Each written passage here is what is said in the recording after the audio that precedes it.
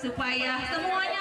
Sebanyak 1.000 porsi pempek dibagikan gratis oleh relawan Bersatu untuk Indonesia untuk capres nomor urut 02.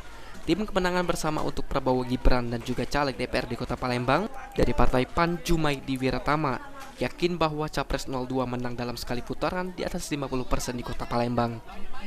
Terima kasih kepada Ketua Restu Relawan Indonesia Bersatu dan juga Bermaskot yang telah menghadirkan saya dalam acara ini untuk langsung bertemu dengan masyarakat di dapil saya dan juga untuk mempromosikan secara langsung Presiden kita Prabowo Gibran. Sementara itu, Ketua Relawan Bersatu untuk Indonesia Junaidi mengatakan jika pemilu adalah pesta demokrasi rakyat.